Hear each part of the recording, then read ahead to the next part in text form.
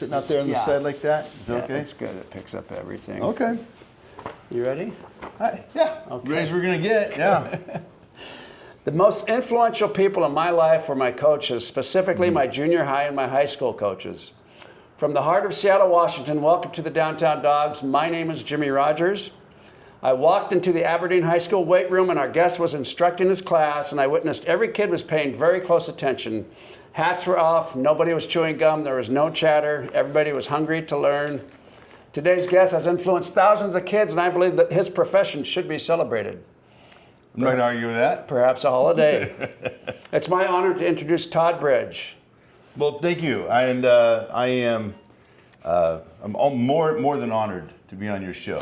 I've taken some time and gone through some of the Facebook reels and watched some of the other interviews, and just there's some pretty amazing guys that you've had on. Well, thank you for that. Now, Todd, it's Bridge as in singular. Correct. Not Bridges. There's a story there. But the yes. bridge, when I went to Aberdeen to see you that first time and only time, we crossed over a bridge. Welcome to Aberdeen, and it's very fitting with Todd Bridge. Now, how's your health, for starters? Well, doing good. Any replacements? Partial knee, and it really had nothing to do with my playing career. It had to do with my coaching career. Mm-hmm. Oh, so, boy. yeah. I played 12 years football, no surgeries, had a minor tear in my knee, broke a lot of bones. Mm-hmm. Broke a lot of bones. I try not to tell people that because then they'll, I don't want my kid to play football. Right. It's We just told them. Not a big deal, so they heal. We just hope not. So you moved to Grace Harbor when you were a 5-year-old. Yeah. Where did you come from? Well, actually the Auburn area, but my mom was a Westport, Washington girl. Okay. And things just opened up that they could move back to her neighborhood. And my grandparents, her dad, Vern Cedargreen, had a huge influence. Cedargreen? Yeah. What kind of name? English? Swedish. Oh, Swedish. Oh, yeah. Sure. Scandinavian, How did I miss that one? No, I don't know. But yeah, and then he was a University of Washington student during the Great Depression and had to drop out to go finish up things. And then my uncle was University of Washington alumni. So Huskies have been, since the day I can remember. In your DNA. Yep, 100%. Fantastic. 100%, yeah. Fantastic. Well, let's back up a little bit now. You're married with children. Yeah. And you're an educator, a leader of thousands of kids, but then you also adopted a few children. Not technically adopted, right, but what do you call that? Accepted or just brought them into your We just fold? call them, they're our kids. Okay, how many? Kind of 3. Okay. Kind of 3, but really it was 2. Crystal moved in with us when she was in high school, and Alex came along a little bit later, and Alex's father passed away, and Alex had an older brother, and so now the older brother's kind of glommed off to my wife and I as well. So, okay. Now, what'd your parents do again? They were both educators. They were? Mm-hmm. Oh, okay. Mom was an elementary teacher. Dad was a football coach, coached everything, much like myself, except for his teaching career was shortened because he went into administration. Okay. So he became an athletic director in Elma, Washington. We started off in Montesano, but Elma, Washington for most of his career. Okay, so. and back to Vern Cedargreen. Yeah. And he actually drove you to 2 Rose Bowls. Well, he provided the tickets, but yes, we did. He would fly down. He had a little bit more money than my dad and I did on the teacher stipend. What did he do? He owned a fishing charter service out at Westport. Okay. I think they moved out there in like 54 or 56. And so he got you the tickets. Yep. You and your dad drove down. Yep. And Grandpa was a Tyee member, paid a lot of money, and I think it was 7 years in a row I didn't miss a home game. And it was tough because it's a bit of a drive. Sure. 2.5 hours. And then we had a game the night before, obviously on a Friday night. Okay. So kind of like, oh, Grandpa's here, let's go, Yeah. So, but yeah. Now, excuse me. Call you back, Mark.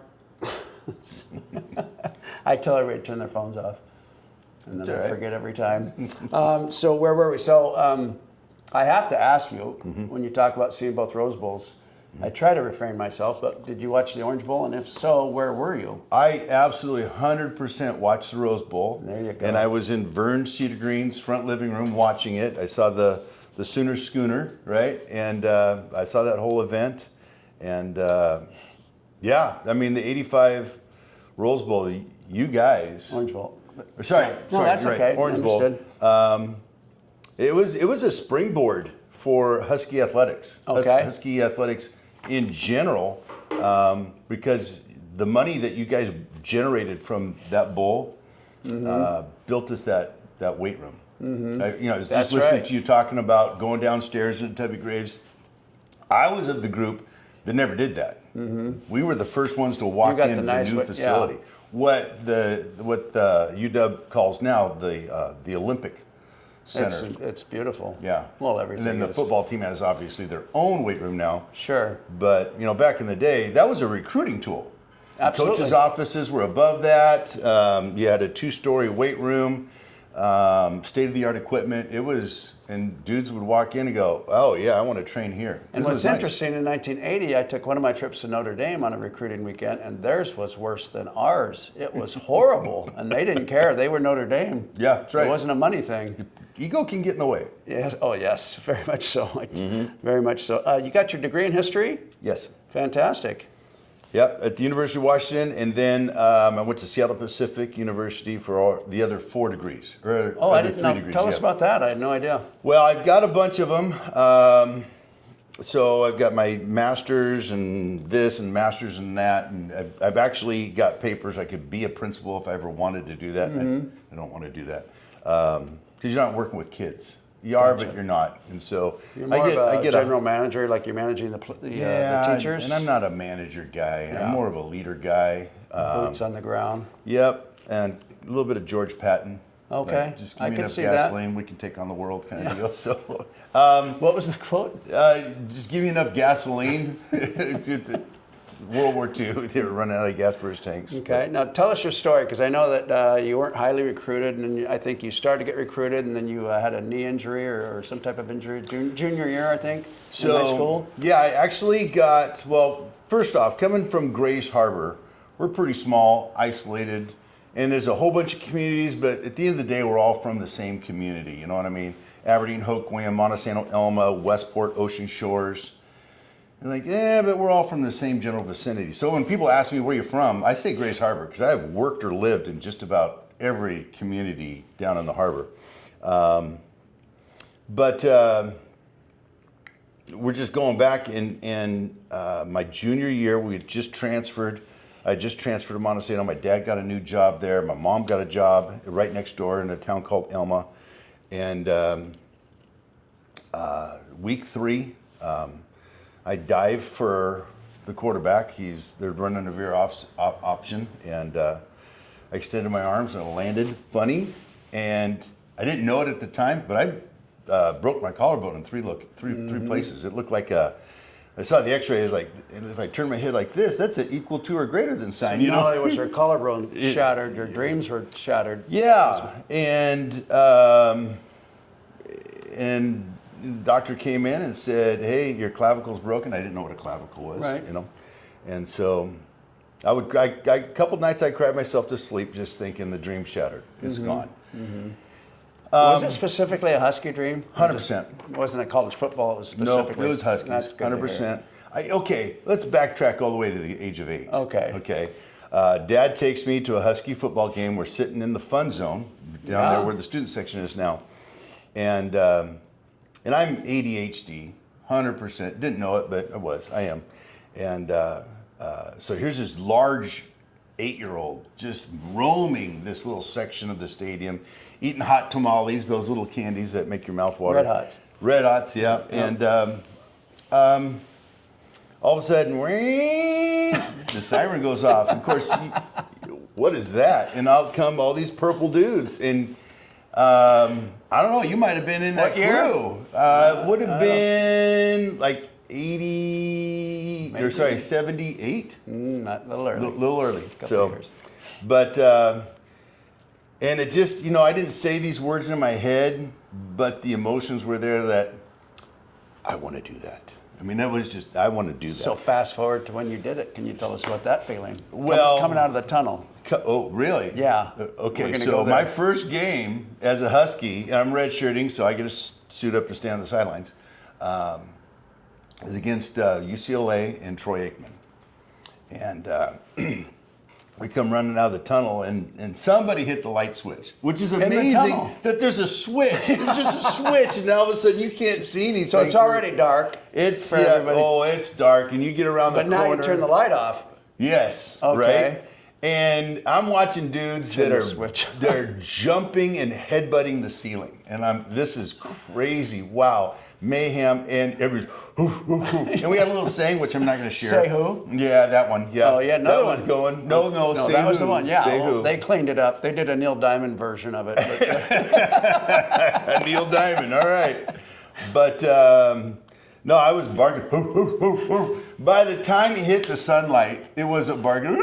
yeah, I'm just bawling, tears coming down so my eyes. emotional. Oh yeah. Because you come out and you see Husky Stadium. Oh my The gosh. purple's everywhere. The sky. Yeah. It's just amazing, isn't it? I think it was the Saturday before students were on campus. So Students get in early. They're Yeah, they so all don't the have class, so fraternities they're are doing their partying. rushing They're, and all they're that in the stuff, yeah. stands by 10 Yep. a.m. Yep. They've been up all night. Yep. Louis, celebration. Right. It was wild. It was amazing. It was an imprint, definitely, for sure. It was absolutely amazing. So yeah, Well, getting to that process from the broken collarbone to walking out there, jogging out in the field. thanks to highly Dan emotional. Durazio, who was very high on you. Rest in peace. Great guy. Exactly, yeah. I really liked Dan Durazio. I did When I too. did that statue, everybody I talked to was whatever, but Dan Durazio stood out.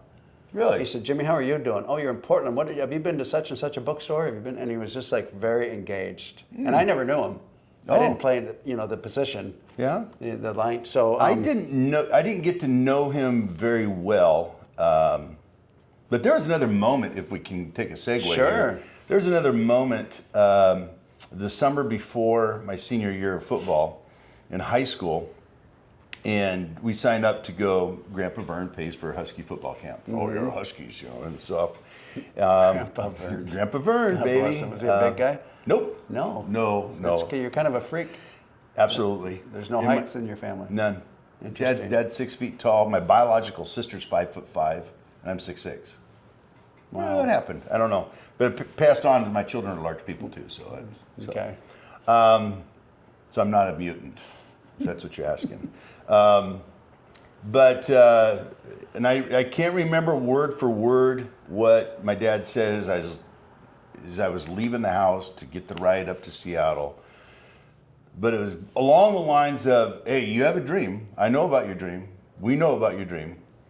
If you want that dream to come true, this is your only door of opportunity. It was something kind of like that. Like, if you want to make it happen, now's the time, kid. And so I just grabbed my football cleats from the year before because I only wore them for 2.5 games. Yeah. I mean, we should be good. But it was hot, really hot. Coach Lambright was running everything, and there's this wheel circuit that you had for 5 minutes, and feet were just getting destroyed. Just blisters everywhere. I think I counted 7 blisters. Did you have the on right 2 size feet. cleats? Or? Yeah, they just were crusty. Yeah. You know, they weren't oiled or something back in the you day. didn't get new ones. No, I didn't get new ones. And they were white, right? So the tongue of the shoe, of course, you go in and get water, and my feet are bleeding. And I've been seeing the trainers since like the second day to get stuff on them. And I got a pair of socks inside out. I got a pair of socks outside in, and I'm doing everything I can. But at the same time, it's not tampering my effort level at all because I'm driven up here. I got a vision. I'm chasing it. And the pain will go away maybe in about 3 weeks. But for right now, this is what we're doing. And so anyway, the tongue of my shoe, I think it was my left shoe, soaked up blood. Oh. It was red, and there's these dried red streaks coming. My feet are bleeding, and Coach Durazio's got the O-line down there, and get the Z in the knee, and quit looking at my Roman nose, boy, and like, yes sir, yes sir, and then so we're sitting there, and he walks by me. What's wrong with your feet, boy? And I said, sir, I have blisters, sir, and that's how I'm talking to him, sir, the whole thing. It's like very militaristic, yeah. And he said, get on over the trainer. So I go over the trainer, and they break down. It was like 1 or 2 minutes left before we're done for the day anyway. And he comes over there, and he just starts chewing me out. Got to take care of your feet. Luckily, the trainer stepped in and said, he's been here. I see this guy 2 or 3 times a day. He's been working on him, blah, blah, blah. And he just kind of stopped and he looked at me and he had his hands on his hip and wasn't wearing a shirt. I remember that part too. Huh. And tan, very, very masculine guy. And he says, so you think you're some sort of tough boy, huh? And I remember thinking, how do I answer that? I kind of think that I question. am. Yeah, I try to be. So you come have dinner with me tonight. And so I sat with him and he's grabbing my legs. We can get these, because I was 6'6", about 230 at that time. So I was skinny. And who is this again? Dan Durazio. It was Dan. I didn't know that. Okay. Yeah. And so he's grabbing my traps, he's grabbing my arms, he's grabbing my legs. And I was strong, but I was lean. Yeah. And I looked more like a defensive end or a tight end, but I didn't have that foot speed that those blessed athletes have. I'm more of a plotter. But and so he just, next thing you know, the next day, Dick Baird's walking around with a golf pencil and a little 3x5 card. Todd Bridge, where's Todd Bridge? And I think he says, from Montesano. You can't even say the name right. You know, like, that's me. Take your helmet off. Crap, what do I do now? You know, fill this card out. Oh, geez, I don't have very good handwriting. You know, and there was a letter from Coach James waiting for me at the house when I got there. Fantastic. I talked to my dad. My dad said, "Must have done pretty good." Why is that, Dad? Well, I got a letter from Don James here. What an exciting moment. That letter is framed in my dad's office to this day. And we're looking at it like, did he really sign that? I think he did. So, yeah. Anyway. That's fantastic. That's how I got to be a Husky. That's a great story. Now, you've been a teacher, an AD, a VP, a dean. Boy, it sounds like a Sinatra song almost. A head coach, a pawn and a king, attorney director, an announcer. Yeah. I mean, yeah. So let me ask you this. If there's one thing you want these kids to take with them when they leave the program or when they leave the gym or when they leave practice, what is that one thing? Well, if all else fails, you want this kid to take one thing with him. So leave it. So there's layers there. Leaving practice every day, we ask kids, did you get better? Okay. How did you get better? Don't just say yes. I want to know. I want you to think cerebrally. Walk away saying this last, 2 hours, 2.5 hours, it was worth something. Specify. Not just wasting our time, not wasting your time. Yeah, specificity. And I share this in the job interview. I share this with the players.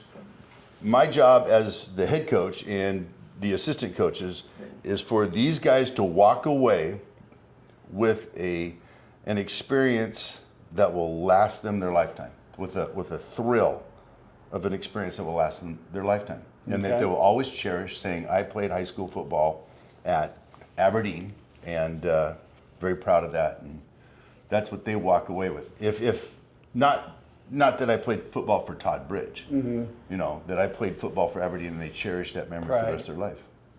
Fantastic. Now, if we can fast forward, when you walked off the field for the last time, the playing field, did you know that was the last time? Yes, 100%. How did you adapt? Because a lot of players don't adapt. It seems to me most of the people that have adapted were either spiritual or they had family, some were married. They had a good support system. How did you adapt?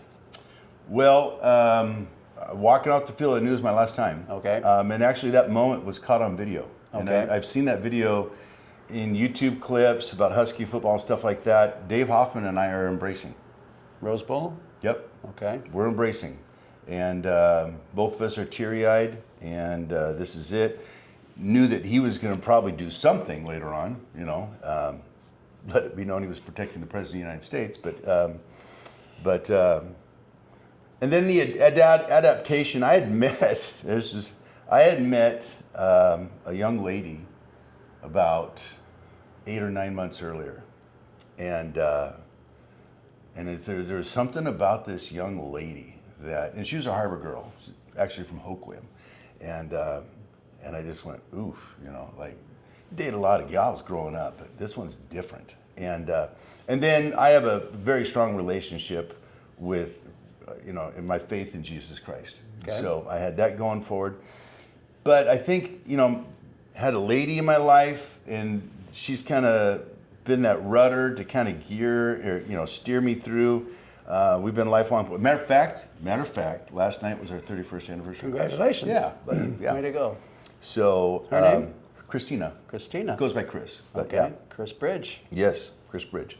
Thank you, Chris Bridge. Right? Oh, that's a long list of thank yous. For what? Specificity again. We'll be here a while. But so I kind of had a direction there as far as planning that part out.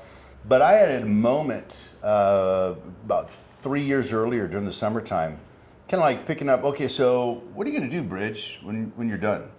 And the high school coach, Brett Whitaker, asked me to go coach with him. And here I'm a Husky football player, so I did take a summer work, and I'd take a week off of work, and I went and helped out my old high school, Montesano, and coached at University of Idaho's football camp. And boy, that set the hook. Like, whoa. Number one, I realized immediately I'm kind of good at this. And number two, it was fun. And I coached up one young guy specifically. We couldn't figure out a defensive pass rush move for him. But I watched his feet. I said, let's try spinning. So he did a spin move.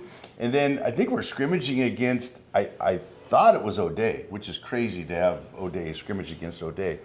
But he pulled off this spin move and never got the quarterback, but he rushed him, and got off free. And I went, I did that. And that was it. I was like, okay, I'm a football coach. What was your favorite memory on or off the field? Just Husky memory. Oof. There's a lot. Yeah. But I got to think as far as, I would say walking off the field at Nebraska. Mm-hmm. At Nebraska. That was wild. Okay. Yeah. I'm walking, because, there's Senior this year? little, no, it's actually my junior year. Junior year, right. Yeah. Okay. Yeah, my senior year is when we broke the sound record, the loudest, I think, right. 136 decibels or something like that. That was a moment too. But walking off the field, and little kids are asking us for the W's off of our helmet. Yeah. That had never happened before. I mean, we're afraid, if we take this W off our helmet, Coach James is going to find out. And then what? All they're doing in the back, Bart's over there ripping it, they're throwing in the garbage or whatever, like, ah. Yeah. So anyway, I took the helmet, gave him my W. But there's just this little thin rope that we had to walk through the crowd. Like, I think there was a popcorn stand that we had to walk by. Mm-hmm. Like, this is crazy. At Nebraska. At Nebraska. Interesting. There's no that's on protection. purpose. Yeah. How about, did you play at Cal? No. Horrible. No. Is that right? Horrible. It's like dangerous just getting to the field. You're on a plank and you're it's just crazy. Who is the most talented Husky that you've ever crossed paths with? Oh, wow. Talent has got different meanings, right? Yeah. Obviously, Steve Ettman, which we were roommates. Steve and I knew each other back in the summer of '86. Okay. We had crossed paths. I walked around a corner and looked at my twin. Mm-hmm. He's a little bit heavier, but Steve was in his motor on the field, his motor off the field too. He just didn't have an off switch in anything he did. Interesting. Talent-wise, Mark Brunell, we would go play pickup basketball games, and I thought, wow, this guy's got shoot special left-handed? gifts. Yeah. He was a great one. And Third and short, it was an automatic with you guys, with Brunel back there. Yeah. What are you You gonna roll do? out, it's an automatic. Yeah. And if you can throw it, you cover can run it. everybody, he's running gonna the run. end zone. Yeah. So I remember when his sophomore year and he's running, he's packing the ball wrong, right? Yeah. You're going to catch it when you get off the field, but just zips right in and He never does caught the it. arm pump. Yeah, you got to catch him first. Be a quick dude. Well, he got a pass. Different rules for. Strict athlete though, I'd probably go with Shane Pauakoa. Is that right? Yes. Okay. And that's a name I haven't seen pop up. I've watched a lot of your videos. Well, that comes to my next question. Who would you like to see on the Downtown Dogs? And I would love to have Shane on. That would be- my heart goes out to all the safeties in Huskyville. Right. Absolutely. Right. I go back to Greg Grimes and Derek Harvey, but yeah, Shane would be phenomenal. Yeah. You think you can make that happen? Make a phone call for me? I can try. Last time I What's checked, that I mean? think he's I living. could Well, try. I think he's living in L.A. I'm just kidding you. Yeah. He would be So- up for a Husky game, though, Yeah. I would imagine. Other guys, can you reach out to Randy Hart? Oh, I love Randy Hart. I saw him the Wow. other day. Yeah. Okay, he's a beauty. He could tell What you a great stories. coach. Oh my gosh. Yeah. Okay, If Randy Hart. If my Shane. history is correct, I believe he survived 5 coaching changes. Who does that? Nobody. Randy Right. Hart. That's the only one. And he coached with Woody Hayes, and some of those stories are amazing. Let me add to that. If my recollections, if my history's right, here we go again, but I believe Woody Hayes was his godfather. Interesting. Yes. He told me when he was going on recruiting trips as a coach, and Woody was with him, Okay. you had to be careful. You had to know which side to sit in the car because at any time he could throw one at you. No way. Swear to God. Randy Hart. You can't make that up. No, I don't think you It can. goes back to Woody hitting that player, though. Yeah. Do you remember that? Oh yeah, I saw it. That was beautiful. Watched it on TV. God, and it was one of those moments like we they need more of stopped that. it, and there was like replay, very, Right in the throat. Yeah. Kid intercepted. yeah. And why? Unbelievable. What happened? He was just pissed. Yeah. Bad If we look at your playlist, what's your number one song? Oh gosh. Again, different environments, right? So if I'm just driving down the road, I'm going to go with a group called the Never Claim. It's a Christian group, and they have a song, My Soul Longs. What is it? My Soul Longs. My Soul Longs. Can you sing at the bar? A little bit. My soul longs for the coming of the risen Lord. And believe it or not, it's got a little Irish beat to it. Okay. It does. Fantastic. Yeah. Fantastic. What's your favorite word? At this moment, for probably the last 2 or 3 years, that word is culture. Okay. Least favorite word? I'm going to steal, I can't remember who used this, but the word is can't. Yeah. Drives me nuts. I Okay. can't. Well, you're... What turns you on?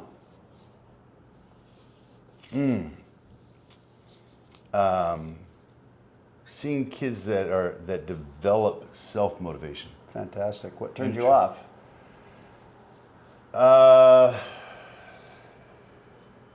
Lying right now, yeah. People that are deceptive and they're kind to your face, but you kind of feel like they have a knife in your back at the same time. Is there a sound or a noise that you really like? Yeah, I prepped for this one. That just like, whoa, baby. And then what sound or noise do you hate?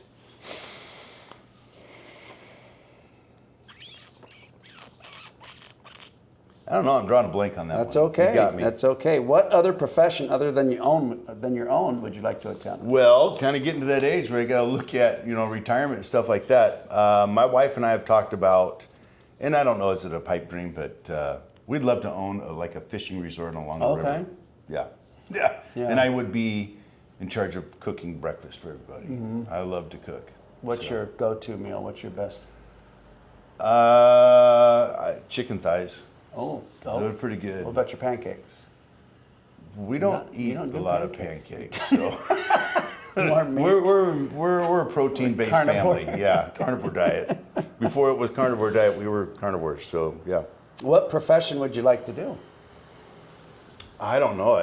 It's always been for 31 years teaching and coaching. I started coaching in '93, so heading Okay. into there's like a 4-year stretch where I wasn't allowed to coach because of my administrative responsibilities. But 32 years later, here I am.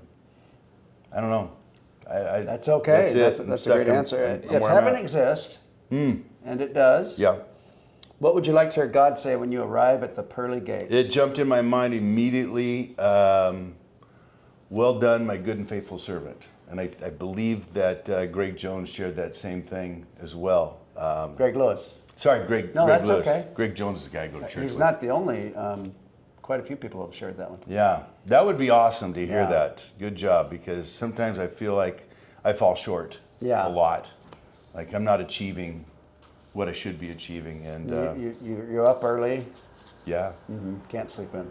No, man, don't get to listen to the alarm clock go off very often. Well, thank you very much for coming on the show, Todd. Yeah. Coach Todd. We are coming at you from the heart of Seattle. My name is Jimmy Rodgers.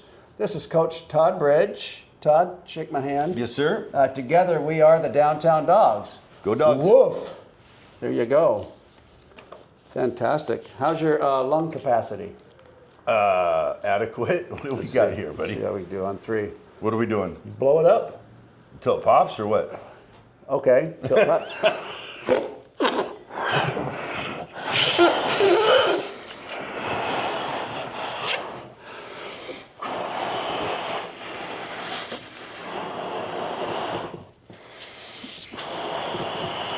You got it. I went in? Yeah, blow it up.